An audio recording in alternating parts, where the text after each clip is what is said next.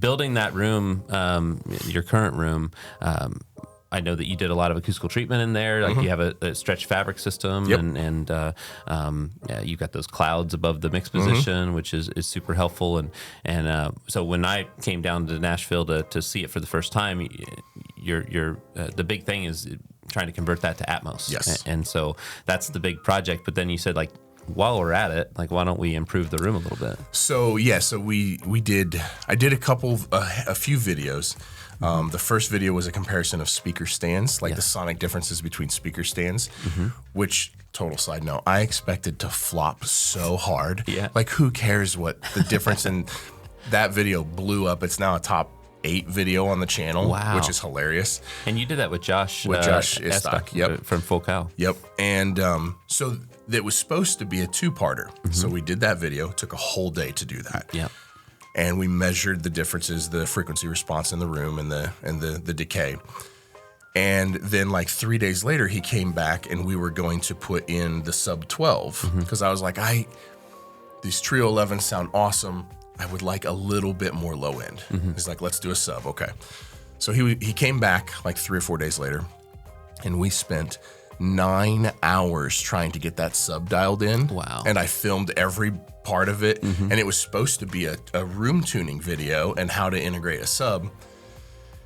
And what we came away with was the more low end we pump in the room, the worse the couple issues that the room has presented themselves. Sure. And so then it was like, okay, well, I'm just going to live with this for now.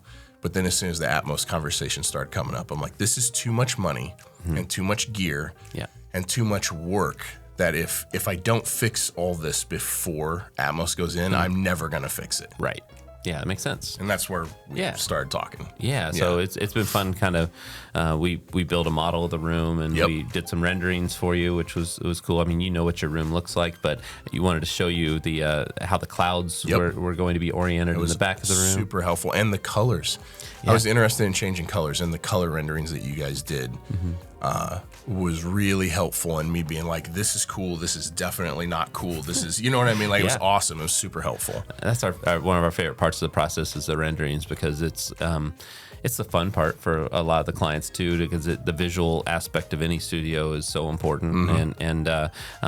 And we don't have an ego about what we're putting out there. It was like all those color changes, like, give us feedback and tell us what if clients hate something about our renderings, that's actually a good thing, because then we know like what not to do. But so we're adding some soffit bass traps, some clouds in the room, extending some of the treatment in areas that weren't covered before, but some diffusion. So I'm really looking forward to it, and I'm sure it will sound amazing, but I'm really looking forward to having some of those low-end issues tightened up. When do you think you'll start all the renovations and hanging speakers? Hopefully like a week and a half, I'm going to start tearing stuff down. Okay. That's the plan. Okay, so that's pretty awesome. And we'll see. I'd love to come down at some point when you're working on that, and we could do some testing. I really want to, I think what will be important to show people is I want to take some measurements. I want to empty the room and take measurements with my monitors with the room empty before. Yes. And then the very first thing when all the treatments are done, put the speakers in the same spot. Right. And measure the room again. Yeah. Because I just think, one, for my own curiosity, I want to see what the difference is on paper, and sonically obviously is more important. But I think the deeper I go down this thing, I've been preaching the gospel of acoustic treatment forever. Like, that's the first thing you should spend money on. Yeah. I'd rather mix on laptop speakers in an acoustically treated room than $100,000 worth of speakers in a cavernous empty room, you know? Not everybody has that mindset. I'm glad that you do, but I really do. And I've been preaching that on the channel for a long time. And so this will be the most extreme example of that I've had in any one of my rooms. So I'm pumped to, like, how far can we take this, you know? It'll be really fun to see it all come together. And then at the end of the day, it's like, you have all these renovations you have to do, and it's going to be a lot of work. But then at the end of the day, you're going to have an Atmos room. That's a huge step. So pumped about it.